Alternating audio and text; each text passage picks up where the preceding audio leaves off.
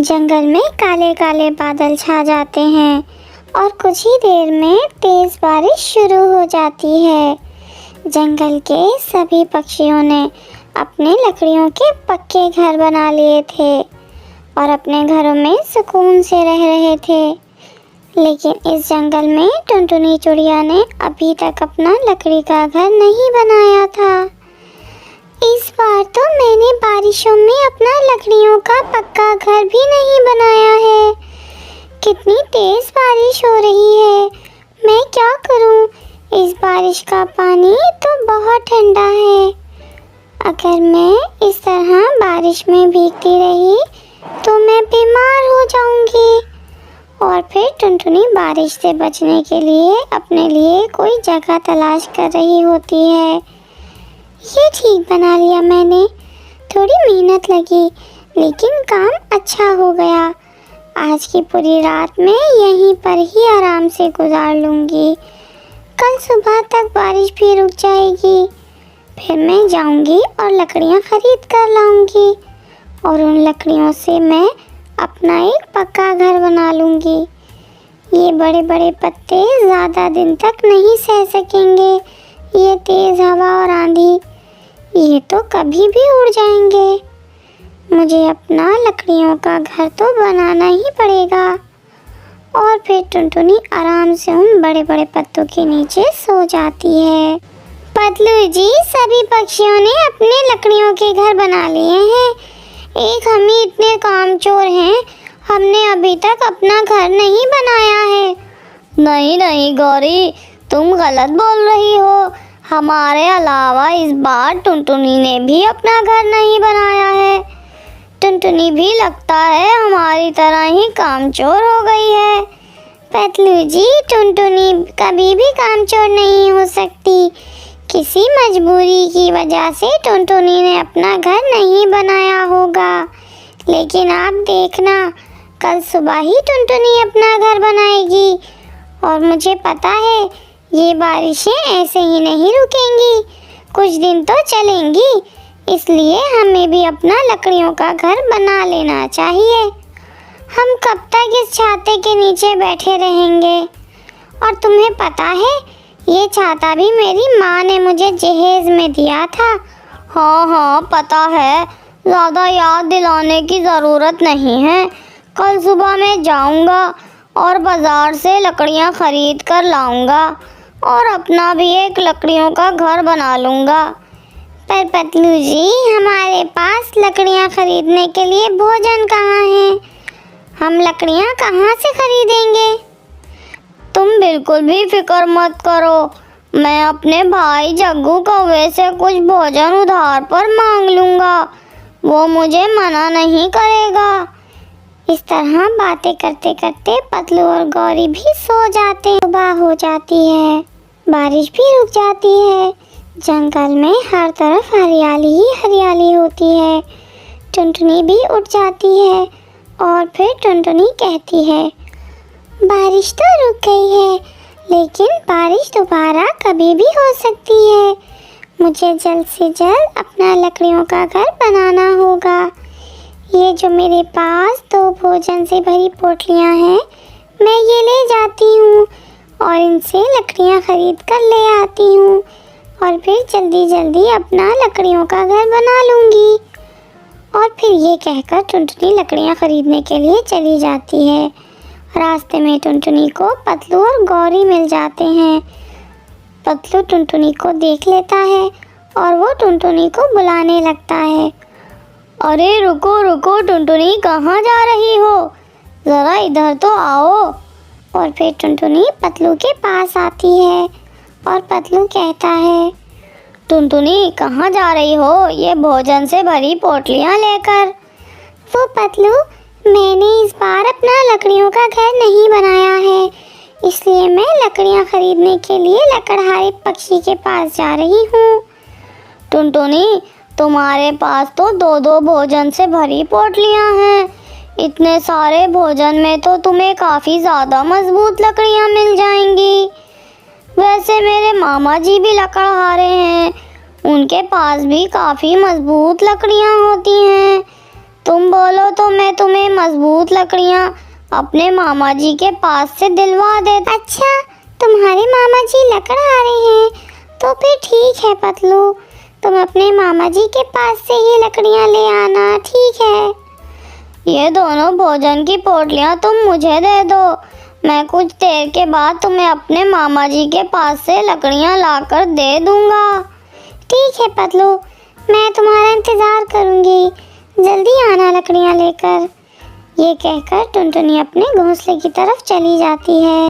पतलू जी, तुमने टुनटुनी से झूठ क्यों कहा कि तुम्हारे मामा जी लकड़हारे हैं और उनका लकड़ियों का बिजनेस है? असल में तो तुम्हारे मामा जी तुम्हारी ही तरह बहुत ज़्यादा आलसी और कामचोर हैं। हाँ पता है मुझे, लेकिन मैंने कुछ सोच समझकर ही टुनटुनी को ये बोला है, उससे हमारा ही फायदा होगा। अच्छा, वो कैसे पतलू जी, ज़रा बताओ। गौरी, मैं बाजार जाऊंगा और कम भोजन में कच्ची लकड़ियां खरीद लूंगा और मैं कच्ची लकड़ियां ले जाकर टुनटुनी को दे दूंगा और टुनटुनी से कहूँगा कि ये लकड़ियां बहुत मजबूत हैं और ये लकड़ियां मैं अपने मामा जी के पास से लाया हूँ। टुनटुनी को वैसे भी कौन सा पता चलेगा कि ये लकड़ियां कच्ची हैं, और फिर टुनटुनी का दिया हुआ भोजन जो हमारे पास बचेगा उसमें थोड़ा और भोजन डालकर हम अपने घर के लिए मजबूत लकड़ियां खरीद लेंगे और अपना घर बना लेंगे। लो जी, क्या बेवकूफ़ बनाया है तुमने टुनटुनी को। अब टुनटुनी के ही भोजन से हम अपने घर की लकड़ियां खरीद। और फिर पतलू बाजार से कच्ची लकड़ियां खरीदने के लिए चला जाता है। बोलो बोलो कौवे, तुम्हें कैसी लकड़ियाँ चाहिए, कच्ची चाहिए या फिर मजबूत? पक्षी जी, मुझे कच्ची लकड़ियाँ चाहिए जो सस्ती हों, और आप मुझे कच्ची लकड़ियाँ दे दो। और फिर वो पक्षी पतलू को कुछ कच्ची लकड़ियाँ दे देता है और पतलू एक भोजन की पोटली उस पक्षी को दे देता है और पतलू फिर कच्ची लकड़ियाँ लेकर अपने घोंसले की तरफ चला जाता है। गौरी, मैं कच्ची लकड़ियाँ ले आया हूँ। ये कच्ची लकड़ियाँ तो बहुत ही ज़्यादा सस्ती हैं, लेकिन ये तुम्हारे पास इतनी सारी लकड़ियाँ कहाँ से आई? पतलू जी, ये सारी लकड़ियाँ तुम्हारा भाई जग्गू कौवा देकर गया है और वो कह रहा था कि ये सारी लकड़ियाँ बहुत ही ज़्यादा मजबूत हैं, हम इन लकड़ियों से अपना घर बना लें।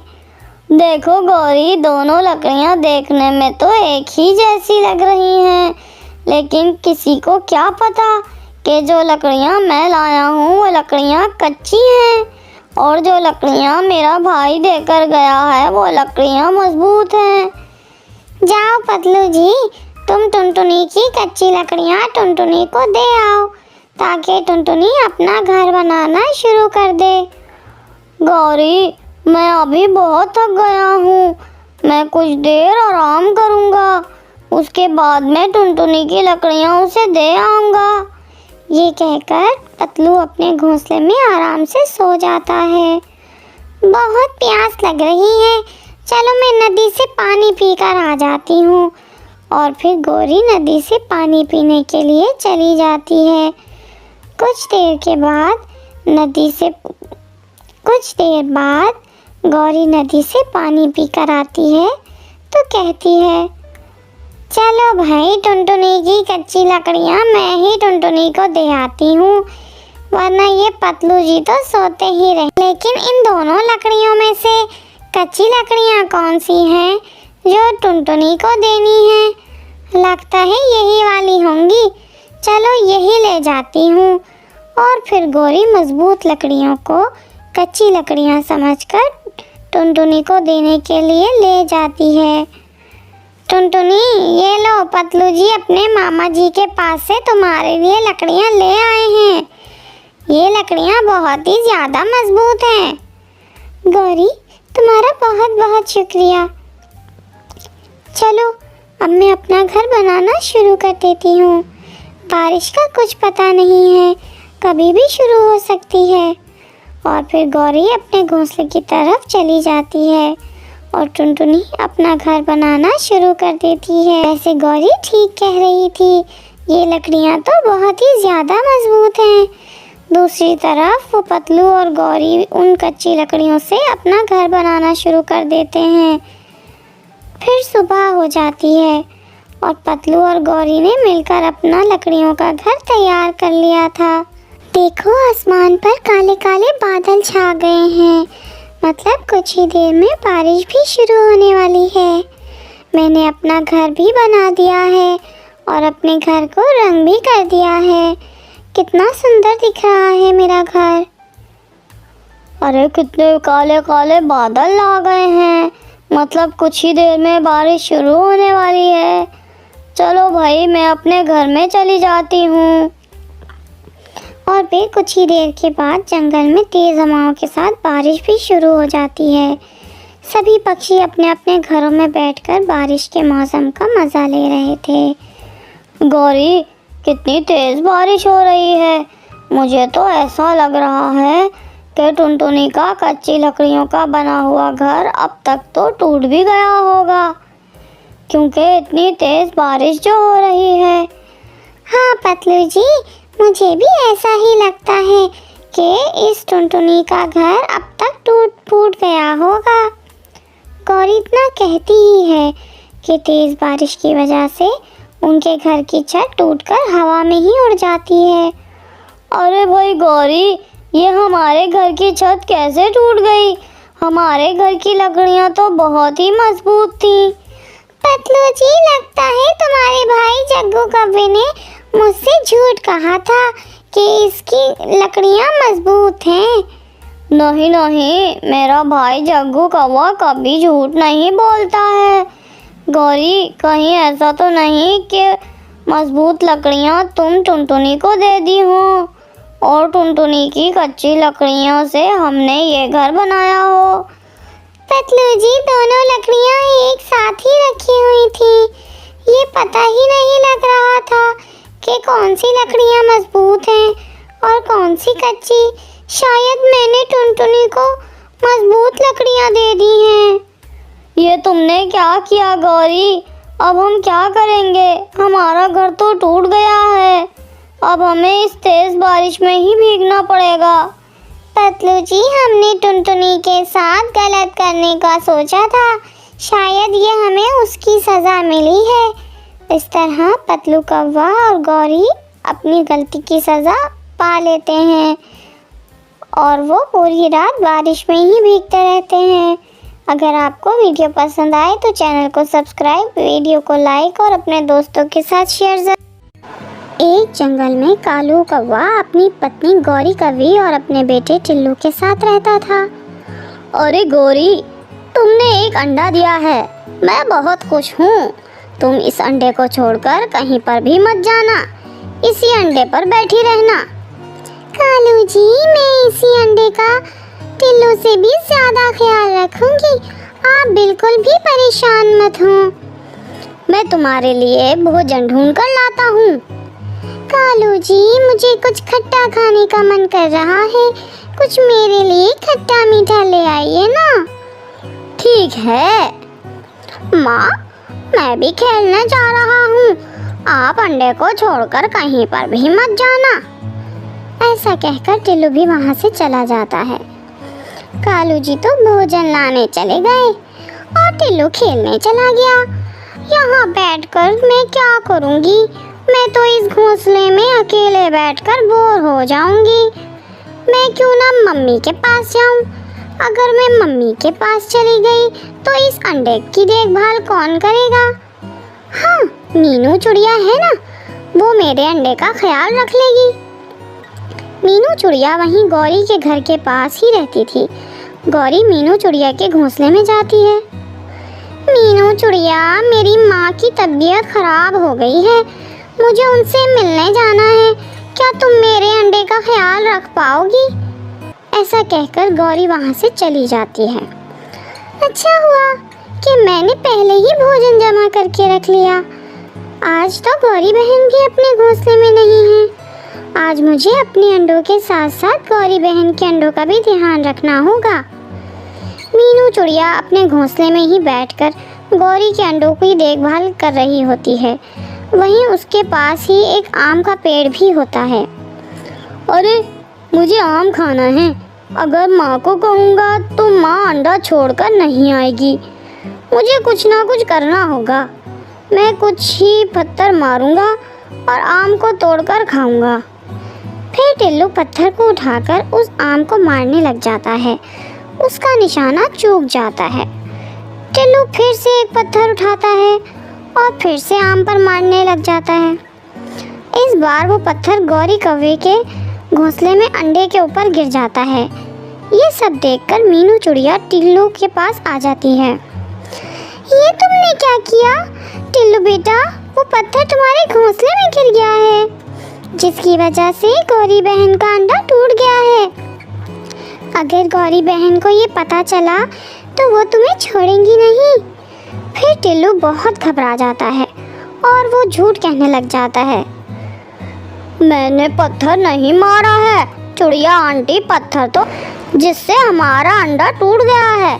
मम्मी को आने दीजिए, मैं ये सब बताऊंगा। पत्थर मैंने नहीं मारा है टिल्लू, तुम झूठ क्यों कह रहे हो? फिर वहाँ पर कालू कौवा और गौरी कौवी भी आ जाते हैं। मम्मी, चिड़िया आंटी ने हमारे घोंसले में पत्थर फेंककर अंडा तोड़ दिया है और आंटी मुझ पर इल्जाम लगा रही हैं कि मैंने आपका अंडा तोड़ा है। मीनू चिड़िया, मैं तुम्हें नहीं छोड़ूंगा। मीनू चिड़िया, मैंने तो तुम्हें मेरे अंडे का ख्याल रखने को कहा था, मगर तुमने मेरा अंडा क्यों तोड़ दिया? गौरी बहन, कालू भैया, तुम्हारा बेटा झूठ कह रहा है। मैंने तुम्हारा अंडा नहीं तोड़ा, इसने पत्थर मारकर तुम्हारे अंडे को तोड़ा है। मम्मा, चिड़िया आंटी झूठ कह रही हैं। अंडे को मैंने तोड़ा है। मैंने तो ऐसा कुछ नहीं किया। ये सब चिड़िया आंटी ने किया है। मैं जानती हूँ टिल्लू बेटा, तुम कभी झूठ नहीं बोलते हो। ये सारा झूठ तो ये मीनू चिड़िया कह रही है। मैं तो तुम्हें छोड़ूंगी नहीं मीनू चिड़िया। तुमने मेरा अंडा तोड़ा है, तुझे तो मैं सबक सिखाकर ही रहूंगी। कोई बात नहीं गौरी, जाने दो। जानबूझकर तो मीनू चिड़िया ने हमारा अंडा नहीं तोड़ा होंगे, शायद गलती से टूट गए होंगे। चिड़िया तुम परेशान मत हो और अपने अंडों को संभालो। जी, आप कैसी बातें कर रहे हैं कालू जी? अंडा मेरा टूटा है, परेशान मैं हूँ, और आप इसे कह रहे हैं कि परेशान मत हो। मुझे आपसे ये उम्मीद नहीं थी। ऐसा कहकर गौरी अपने घोंसले में चली जाती है। मैंने तो टिल्लू के आने के कई महीनों के बाद एक अंडा दिया था। कालू जी कितने खुश थे। इस चिड़िया से हमारी खुशी देखी नहीं जा रही थी, इसीलिए इसने मेरा अंडा तोड़ दिया। इस चिड़िया को कभी माफ नहीं करूंगी। तुम उदास मत हो गौरी, मैं इस चिड़िया को सबक सिखाकर ही रहूंगा। देखो गौरी, चिड़िया ने भी अपने घोंसले में 2 अंडे दिए हैं। हम भी ऐसा कुछ करेंगे जिससे सिर्फ इसके अंडे टूट जाएंगे। प्लान बताता हूँ। वो गौरी को प्लान बता। इस तरह से तो मेरा बदला पूरा हो जाएगा। देखते ही देखते शाम हो जाती है। गौरी कौवी और कालू कौवा मीनू चिड़िया के पास जाते हैं। मीनू चिड़िया, हमने सुना है इस जंगल में आज रात को तूफानी बारिश होने वाली है। मीनू चिड़िया, आज हमारे जंगल में बहुत बड़ा तूफान आने वाला है। अब तुम अपने अंडों का ख्याल कैसे रखोगी? इन्हें कहाँ लेकर जाओगी? तुम पड़ोस वाले जंगल में चली जाओ, वहाँ पर तुम्हें किसी पक्षी का घोंसला मिल जाएगा। मैं तो मेरा अंडा बचा नहीं पाया, तो तुम ही अपना अंडा बचा लो। गौरी बहन, कालू भैया, तुम दोनों का बहुत बहुत शुक्रिया जो आप दोनों ने ये बात मुझे बता दी, वरना तो रात को मैं बारिश में कहाँ जाती अपने अंडों को लेकर। चलिए हम सब मिलकर दूसरे जंगल चलते हैं। नहीं चिड़िया, हम तो अपनी माँ के घर चले जाएंगे। चलो गौरी, बारिश होने से पहले यहाँ से निकल जाते हैं। अरे चिड़िया, तुम भी निकलो यहाँ से फौरन। चिड़िया अपने अंडों को लेकर दूसरे जंगल चली जाओ। दूसरी तरफ कालू कौवा गौरी से कहता है, दूसरे जंगल में आज तो बहुत तेज़ बारिश होने वाली है। आज बहुत तेज तूफान आने वाला है। चिड़िया के अंडे टूट जाएंगे और हमारा बदला भी पूरा हो जाएगा। हमारे जंगल में तो बारिश नहीं होगी। चलो हम इस चिड़िया के दाने खा लेते हैं। दूसरी तरफ रानी चिड़िया अपने अंडों को लेकर दूसरे जंगल चली जाती है। रानी चिड़िया एक खाली घोंसला देखकर अपने अंडे उसमें रख देती है। अरे ये जंगल इतना खाली खाली क्यों है? यहाँ तो कोई पक्षी भी नहीं। बेचारी चिड़िया कालू कौवे के बुरे इरादों से अनजान होती है और इस जंगल के सारे पक्षी पहले ही वहाँ से दूसरे जंगल चले गए होते हैं, क्योंकि इस जंगल में रात को बाढ़ और तूफानी बारिश होने वाली थी। फिर आधी रात को तेज़ हवाएं शुरू हो जाती हैं, बादल गरजने लगते हैं और देखते ही देखते ज़ोरों से बारिश होने लग जाती है। मीनू चिड़िया इस तूफानी बारिश को देखकर परेशान हो जाती है। अरे ये क्या हो रहा है? इसका मतलब गौरी बहन और कालू कौवे ने मुझे इन दोनों ने मुझे जानबूझकर यहाँ पर भेजा है। वो दोनों मुझसे अपना बदला लेना चाहते हैं। मैं तो उनके अंडों को तोड़ा भी नहीं था। ये सब तो टिल्लू की वजह से हुआ था। तेज हवा और बारिश के कारण चिड़िया के अंडे घोंसले से नीचे गिर जाते हैं। मेरे अंडे तो बारिश में बह गए। मैं इनको कभी माफ़ नहीं करूँगी। मीनू चिड़िया के अंडे पानी में बह जाते हैं। मीनू चिड़िया रात भर उसे बारिश में भीगती रहती है। दूसरी सुबह कालू कौवा और गौरी कौवी घूमने जाते हैं। गौरी, अब तो मीनू चिड़िया के दोनों अंडे टूटकर पानी में बह गए होंगे और इस चिड़िया को पता भी चल गया होगा कि हम दोनों ने उसे जानबूझकर वहाँ पर भेजा है। अगर मुझसे किसी ने पंगा लिया तो उसका अंजाम बहुत बुरा होगा। कालू कौवा ऐसा गौरी कौवी से कह रहा था कि वहाँ पर एक चील आती है और टिल्लू को अपने पंजों में दबोचकर वहाँ से उठाकर ले जाती है। कालू जी, मेरा बेटा टिल्लू, वो देखिए वो चील मेरे बेटे को उठाकर ले गई। बचाइए, बचाइए। गौरी, मैं क्या करूँ? आप कहते हैं ना, आपसे पंगा लिया तो अंजाम बहुत बुरा होगा। आप क्यों ऐसे बैठे हो? मेरे बच्चे को बचाओ ना। वो चील है, मेरा दोस्त है क्या जो मैं उससे कहूँ कि टिल्लू को मेरे पास ले आओ? अभी हम कुछ नहीं कर सकते। वो चील बहुत शक्तिशाली होते हैं। फिर वो दोनों रोने लग जाते हैं। जैसी करनी वैसी भरनी।